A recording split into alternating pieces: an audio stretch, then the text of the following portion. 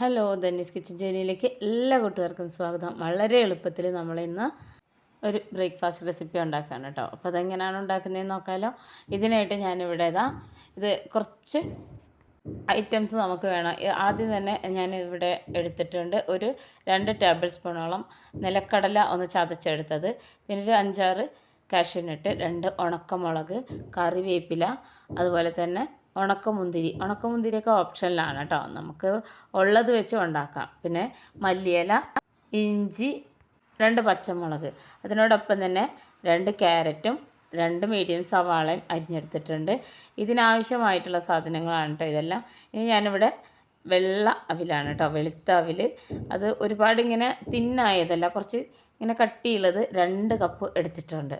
ഇത് ഞാൻ ഒട്ടും ഇങ്ങനെ സമയമില്ലാത്തപ്പോഴൊക്കെ ഉണ്ടാക്കുന്നതാണ് കേട്ടോ ഈ ഒരു ബ്രേക്ക്ഫാസ്റ്റ് റെസിപ്പി. അപ്പോൾ ഇതിൽ നമ്മൾ 2 കപ്പ് അവിലെടുത്തിട്ടുണ്ട്, വെളുത്ത അവിൽ. ഇതിന് പകരം ബ്രൗൺ അവിലെടുത്താലും മതി. ഇതുപോലെ തന്നെ നന്നായിട്ട് കഴുകിയെടുക്കണം. അപ്പോൾ ഒരുപാട് കൈ കൊണ്ടിങ്ങനെ നല്ലോണം ഇങ്ങനെ പിഴിഞ്ഞെടുക്കരുത്, അന്നേരം ചെയ്യുമ്പോൾ അത് ഇങ്ങനെ പൊട്ടിപ്പോവും. അപ്പോൾ ഇത് പെട്ടെന്ന് തന്നെ ഈ ഒരു രീതിയിൽ ഇതിനെ വാർത്തെടുക്കുകയാണ് ചെയ്യുന്നത് കേട്ടോ. അപ്പോൾ നല്ലോണം കഴുകിയെടുക്കണം. ഇതിൽ ഭയങ്കര ചളിയെല്ലാം ഉണ്ടാവും കേട്ടോ, അതിൻ്റെ കളറ് തന്നെ മാറിപ്പോവും. വെളുത്ത അവിലാണ്, കുറച്ച് കട്ടിയുള്ള അവിലാണ് കേട്ടോ. അപ്പോൾ അത് ഞാൻ വാർത്തെടുത്തിട്ടുണ്ട്. അപ്പോൾ ഇത് വെള്ളത്തിലൊന്നും ഇട്ട് വയ്ക്കേണ്ട. ഇതിപ്പോൾ വെള്ളമൊക്കെ കുറച്ച് പോയതിന് ശേഷം നന്നായിട്ട് കുതിർന്ന് കിട്ടിയിട്ടുണ്ട് കണ്ടോ, ഇതുപോലെയാണ് ഇരിക്കേണ്ടത്.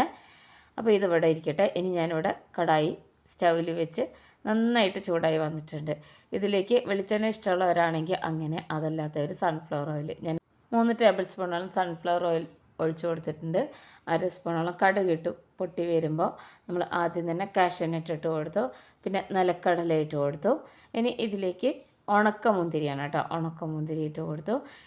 ഇനി നമ്മളിതിലേക്ക് ചേർത്ത് കൊടുക്കുന്നത് മുളകാണ്, ഉണക്കമുളക്. അത് ഇതുപോലെ മുറിച്ച് ഇട്ട് കൊടുക്കണം കേട്ടോ. അപ്പോൾ ഇതെല്ലാം കടുക് പൊട്ടി കഴിഞ്ഞിട്ട് ചേർത്ത് കൊടുത്ത് നന്നായിട്ടൊന്ന് മൂപ്പിച്ചെടുക്കണം. ഇതിൻ്റെ നിലക്കടലയുടെ ആ പച്ചമണമൊക്കെ മാറണം കേട്ടോ. അപ്പോൾ അതൊന്നും ഇല്ലയെന്നുണ്ടെങ്കിൽ അതൊക്കെ നമുക്ക് ഒഴിവാക്കാം. അപ്പോൾ ഇത് നന്നായിട്ടൊന്ന് മൂത്ത് വന്നിട്ടുണ്ട് കേട്ടോ. ഈ ഒരു രീതിയിലാണ് ഇപ്പോൾ ഇരിക്കുന്നത്. നല്ല ടേസ്റ്റാണ് കേട്ടോ അത് കഴിക്കാൻ. അപ്പോൾ ഇനി ഇതിലേക്ക് ഈ മുന്തിരിയൊക്കെ കണ്ടില്ല, ഇങ്ങനെ വലുതായി വന്നിട്ടുണ്ട്. ഇതിലേക്ക് ഇഞ്ചി ഒരു കഷ്ണം അരിഞ്ഞ് നന്നായിട്ട് ചെറുതായി അരിഞ്ഞ് ഇഞ്ചിയും, പിന്നെ പച്ചമുളകും, അതുപോലെ തന്നെ നമ്മൾ എടുത്തു വെച്ചിട്ടുണ്ടായിരുന്ന ക്യാരറ്റും സവാളയും കൂടെ ഇതിലേക്ക് ഇട്ട് കൊടുക്കുകയാണ് ചെയ്യുന്നത്.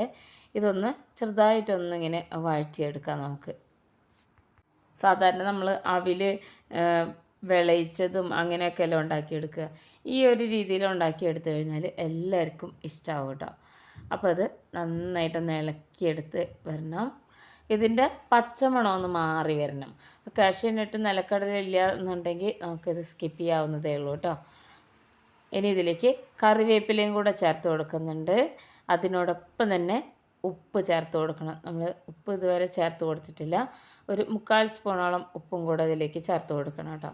ഇനി ഇതിനെ നന്നായിട്ടൊന്ന് ഇളക്കിയെടുക്കണം. ഈ ഉപ്പൊക്കെ ഇതിൽ നന്നായിട്ട് പിടിച്ച് വരണം കേട്ടോ, നമ്മൾ ഈ ക്യാരറ്റും സവാളയൊക്കെ ഇട്ടില്ലേ ഇതിൽ.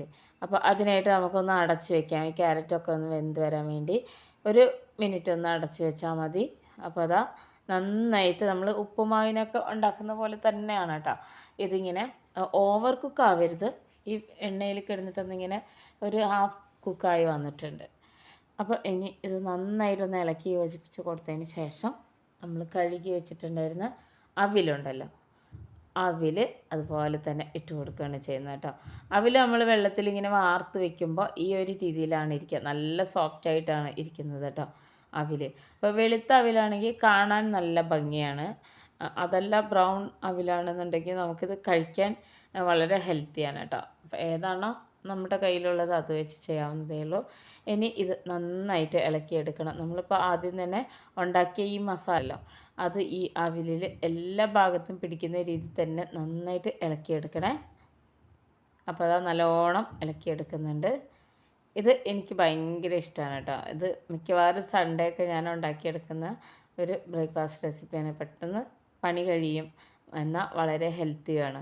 ഇതിൻ്റെ മുന്നേ ഞാൻ ഇതുപോലെ റെസിപ്പി ഇട്ടിട്ടുണ്ട് കേട്ടോ, പോഹ റെസിപ്പി എന്നും പറഞ്ഞിട്ട്. അപ്പോൾ കാണാത്തവരൊക്കെ ഒന്ന് കണ്ടു നോക്കണേ. അപ്പോൾ അത് നന്നായിട്ട് ഇളക്കിയെടുത്തതിന് ശേഷം സ്റ്റൗ വളരെ ലോ ഫ്ലെയിമിലാക്കി ഞാനിവിടെ ഒരു അര കപ്പോളം വെള്ളം എടുത്തിട്ടുണ്ട്. അത് ഇതുപോലെ ചുറ്റിച്ച് ഒഴിച്ച് കൊടുക്കുക കേട്ടോ.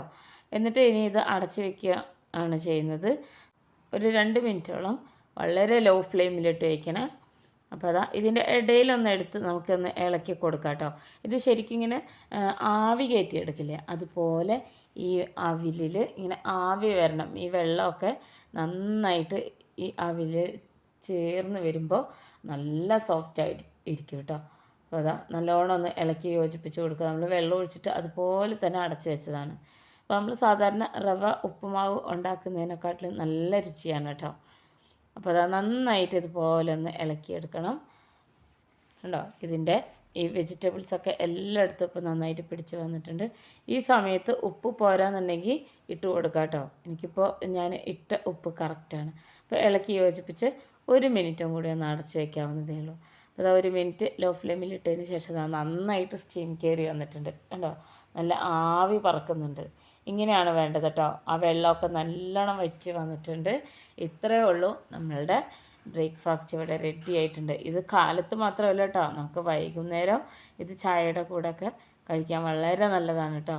അപ്പോൾ അതാ നന്നായിട്ട് ആവി വന്നിട്ടുണ്ട്. നമ്മൾ ബിരിയാണിയൊക്കെ ദമ്മിടുന്ന പോലെയാണ് കേട്ടോ ഇതിങ്ങനെ അടച്ച് വെച്ചിട്ട് തുറക്കുമ്പോൾ. അപ്പോൾ ഇത്രയും ആയിട്ടുണ്ട്. ഒരുപാട് പണിയൊന്നുമില്ല. നമ്മൾക്കിത് വെജിറ്റബിളൊക്കെ ഒന്ന് കട്ട് ചെയ്ത് വെച്ച് കഴിഞ്ഞാൽ കാലത്ത് എളുപ്പത്തിൽ ഉണ്ടാക്കാൻ പറ്റുകയും ചെയ്യും കേട്ടോ. അപ്പോൾ അതാ ഇതിനി നമുക്ക് സ്റ്റൗ ഓഫ് ചെയ്യാം ഈ ഒരു സമയത്ത്. എന്നിട്ട് നമ്മളിതിലേക്ക് ഇനി മല്ലിയില നമ്മൾ എടുത്ത് വെച്ചിട്ടുണ്ടായിരുന്നു, മല്ലിയിലയും കൂടെ ഇതിലേക്ക് ചേർത്ത് കൊടുക്കണം. മല്ലിയില ഇടുമ്പോൾ ഒരു പ്രത്യേക ഒരു മണമാണ് കേട്ടോ ഇതിന്. അപ്പോൾ മല്ലിയിലയുടെ മണം ഒന്നും ഇഷ്ടമില്ലാത്തവരാണെങ്കിൽ അത് സ്കിപ്പ് ചെയ്യാവുന്നതേ ഉള്ളൂ. അപ്പോൾ ഇതിങ്ങനെ ചൂടാറുമ്പോൾ കുറച്ചും കൂടെ ഒന്നിങ്ങനെ ഒട്ടിപ്പിടിക്കാതെ കിട്ടും കേട്ടോ. അപ്പോൾ നമ്മുടെ അടിപൊളിയായിട്ടുള്ള ബ്രേക്ക്ഫാസ്റ്റ് ഇവിടെ റെഡി ആയിട്ടുണ്ട്. ഇനി ചൂടാറിയതിന് ശേഷം നമുക്കൊരു സെർവിങ് പ്ലേറ്റിലേക്ക് മാറ്റാം. അപ്പോൾ ഇത്രയും പണിയുള്ളൂ. എല്ലാവരും ഉണ്ടാക്കി നോക്കണം. ഫ്രണ്ട്സിനൊക്കെ ഒന്ന് ഷെയർ ചെയ്ത് കൊടുക്കണേ. വളരെ ടേസ്റ്റിയാണ്, വളരെ ഹെൽത്തിയാണ്, വളരെ ഈസിയാണ്. അപ്പോൾ അതാ ഒന്ന് ചൂടാറിയതിന് ശേഷം ഞാൻ പ്ലേറ്റിലേക്ക് എടുത്ത് വെച്ചിട്ടുണ്ട്. ഇത് നമുക്ക് പഴത്തിൻ്റെ കൂടെ കഴിക്കാം, ഒന്നുമില്ലാതെയും കഴിക്കാം കേട്ടോ. ഇതുപോലെ കഴിക്കാം. അപ്പോൾ എല്ലാവരും ഉണ്ടാക്കി നോക്കണേ.